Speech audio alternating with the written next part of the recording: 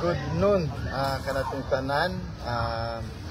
Ang update ta no sa ato ang Mount Canlaon volcanic eruption at around 11:56 just today.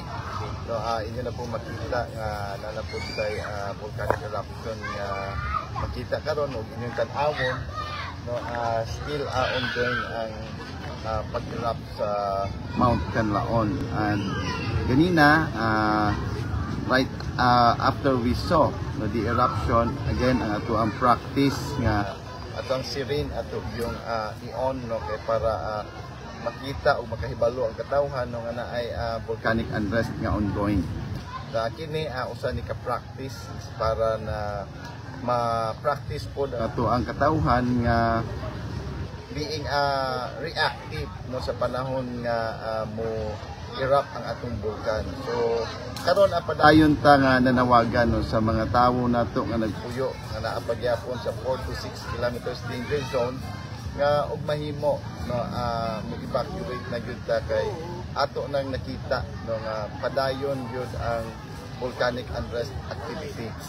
So sa mga pamilya no nga naa dinhi sa syudad sa Canlaon nga inyong mga pamilya naa diri sa syudad sa Canlaon, padayon lang pud og pagtambag nila no nga og mahimo gyud nga dili na gyud sa ta magpuyo diha sa 4 to 6 kilometers danger zone, mag-evacuate ta diri sa ato ang mga pamilya nga naa nagpuyo diri sa Barangay Mabigo or outside Barangay Mabigo nga layo no sa bulkan. So sa pagkakaroon ato ang mga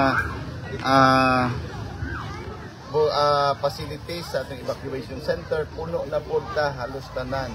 So padayon lang gyud nato nga gipanawagan no being proactive no aning ato ang volcanic unrest.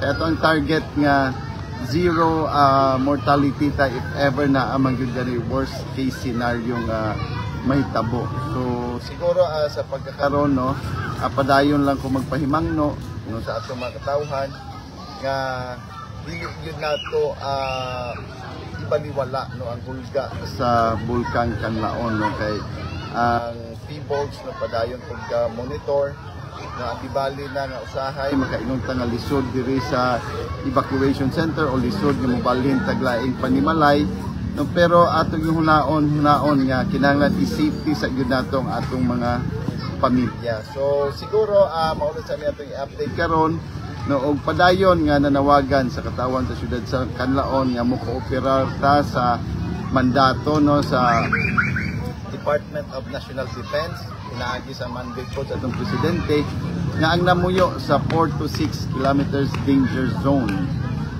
kinahanglan nga obliged na gyud nga mugawas diha nga mga area. So kanatong tanan keep safe, God bless us all. Salta.